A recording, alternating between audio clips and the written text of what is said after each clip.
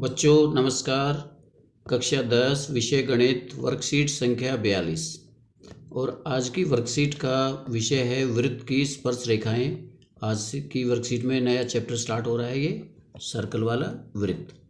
तो इसमें स्पर्श रेखाएं क्या होती हैं इसके बारे में आप पढ़ेंगे। सबसे पहले आप याद कीजिए, पीछे की बातें आप याद करके बताइए। दिए गए चित्र में रेखाखंड CD को कहते हैं। रेखाखंड कहाँ पर है? ये रेखाखंड है हमारा। इसको देखिए, इसमें CD को क्या कहते हैं? वृत्त के ऊपर दो बिंदु ले रखे हैं C और D और उनको मिला दिया। तो वृत्त के ऊपर स्थित दो बिंदुओं को मिलाने वाले रेखाखंड को हम क्या कहते हैं? याद कीजिए, उसको हम उस वृत्त की उसको जीवा क्या कहते हैं? उसकी जीवा कहते हैं।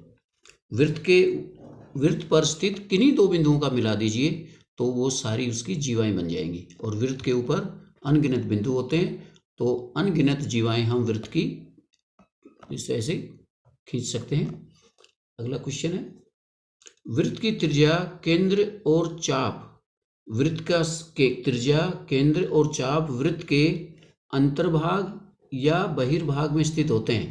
तो ये तो पता है आपको, उसके अंतर्भाग में स्थित होते हैं। वृत्त का केंद्र, वृत्त की त्रिज्या क्या होती है? केंद्र को वृत्त पर स्थित किसी बिंदु से मिला दीजिए, वो उसकी त्रिज्या बन जाएगी। तो ये वृत्त के अंदर ही होते हैं, तो इसमें आएगा अंतर्भाग में स्थित होते हैं। तीसरा वाला है, वृत्त का व्यास वृत्त की सबसे लंबी क्या होती है? जीवा होती है। ये जीवाएं बताए मैंने कि वृत्त के ऊपर दो बिंदु लीजिए और उनको मिलाते जाइए, तो इनमें सबसे लंबी जो होती है, सबसे लंबी जीवा कौन सी होगी? जो केंद्र से गुजरेगी। केंद्र से होकर के जो जीवा जाएगी वो सबसे लंबी होती है, और केंद्र से होकर के गुजरने वाली जीवा को हम व्यास कहते हैं। इसलिए व्यास वृत्त की सबसे लंबी जीवा होती है, तो इसमें भी जीवा ही भरा जाएगा। सबसे लंबी जीवा को हम व्यास कहते हैं। आगे इसमें और देखिए, आकृति नंबर 1। इसमें वृत्त के ऊपर दो बिंदु हैं और ये के दोनों को मिला दिया, और ये जो रेखाखंड है ये हमारे केंद्र से होकर के गुजर रहा है, पासिंग थ्रू दी सेंटर। तो रेखाखंड चित्र 1 में देखिए, रेखाखंड वृत्त के केंद्र से होते हुए वृत्त के दो बिंदुओं पर छूता है। वृत्त के दो बिंदुओं को ये केंद्र से होते हुए छूता है, मिलाता है, तो ये रेखाखंड क्या कहलाएगा? व्यास। जो जीवा केंद्र से होकर के गुजरेगी उसे हम व्यास कहते हैं। तो पहला हो गया व्यास। आकृति नंबर 3 है यहाँ पर, ये वाली आकृति देखिए। इसमें एक रेखाखंड वृत्त के बाहर स्थित है। वृत्त के बाहर स्थित है रेखाखंड, तथा वृत्त के केवल एक बिंदु को स्पर्श करता है। वृत्त के केवल एक बिंदु को स्पर्श करते हुए ये जा रहा है। तो ऐसा रेखाखंड जो वृत्त को, या ऐसी रेखा जो वृत्त को केवल एक बिंदु पर स्पर्श करे, वो वृत्त की स्पर्श रेखा कहलाती है। एक बिंदु पर स्पर्श करना चाहिए, और वह रेखा जो वृत्त को दो बिंदुओं पर काटते हुए निकल जाए, ये चित्र नंबर 4 है। चित्र नंबर 4, रेखाखंड में वृत्त के दो बिंदुओं पर प्रतिच्छेद करता है। ऐसा रेखाखंड जो वृत्त को दो बिंदुओं पर प्रतिच्छेद करता है, उस रेखाखंड को हम कहते हैं छेदक रेखा। तो ये वाली छेदक रेखा है, ये वाली व्यास है, और ये वाली हमारी स्पर्श रेखा है। वह रेखा जो वृत्त को केवल एक बिंदु पर स्पर्श करे, स्पर्श रेखा। वह रेखा जो वृत्त को दो बिंदुओं पर प्रतिच्छेद करे, वह छेदक रेखा कहलाती है। और ऐसा भी हो सकता है कि वो एक बिंदु पर भी स्पर्श ना करे, ऐसा भी हो सकता है, तो इसको हम कुछ नहीं कहेंगे। आकृति 2 में रेखाखंड वृत्त के बाहर स्थित है तथा वृत्त को कहीं पर भी स्पर्श नहीं करता। ये कहीं स्पर्श नहीं करता, तो इस रेखाखंड को हम कुछ नहीं कहेंगे।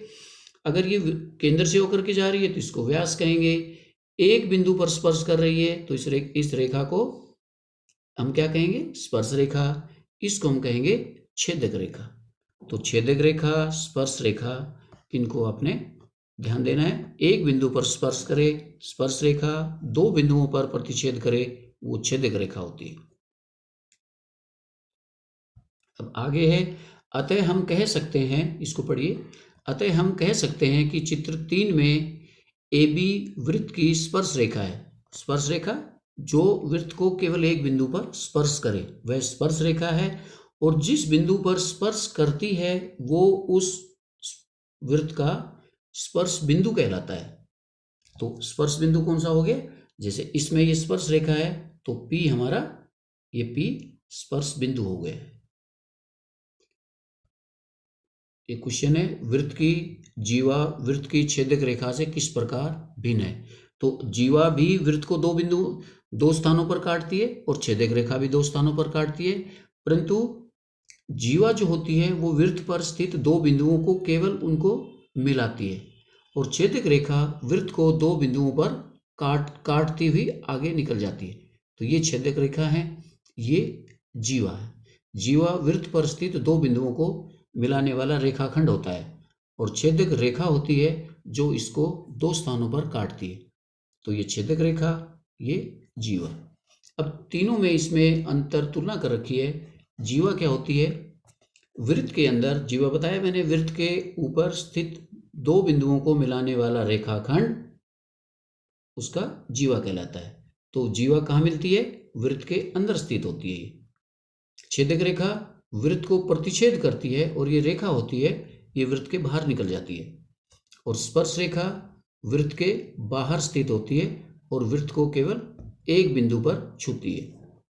जीवा वृत्त के दो बिंदुओं पर छूती है, छेदक रेखा वृत्त को दो बिंदुओं पर प्रतिच्छेद करती है, और जीवा केंद्र से होकर के जा सकती है। जीवा केंद्र से होकर भी जा सकती है, और अगर जीवा केंद्र के से होकर के जाएगी तो उस जीवा को हम क्या कहेंगे?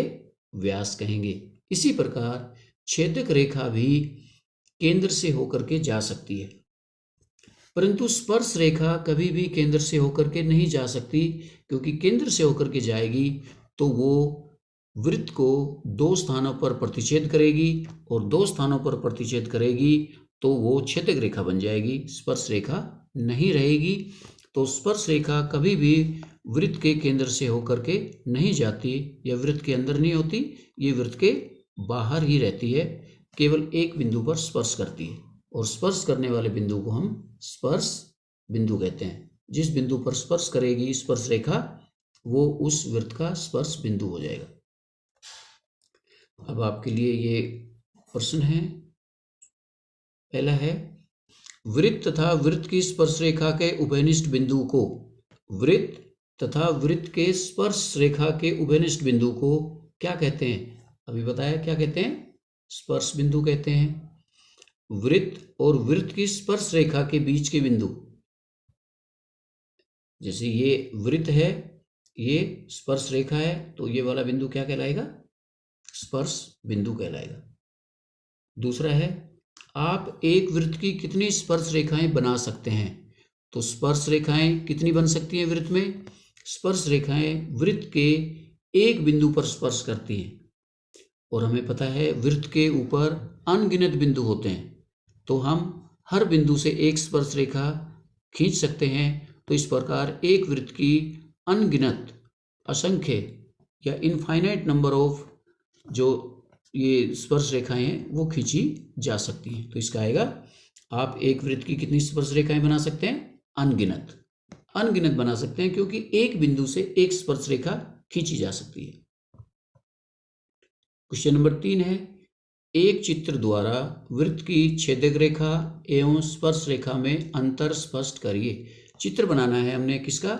छेदक रेखा का और स्पर्श रेखा का। छेदक रेखा बताया मैंने, वृत्त को दो बिंदुओं पर छेद करती हुई निकल जाती है रेखा, और स्पर्श रेखा वृत्त को केवल एक बिंदु पर स्पर्श करती है। तो इसका अंतर स्पष्ट करने के लिए ये आपको देखिए, ये चित्र है, ये वाली स्पर्श रेखा है, क्योंकि ये वाली रेखा केवल वृत्त को एक बिंदु पर स्पर्श करती है। यहाँ पर स्पर्श करती है। मान लो ये P बिंदु पर स्पर्श करती है, तो ये स्पर्श रेखा है, और P इसका क्या कहलाएगा? स्पर्श बिंदु।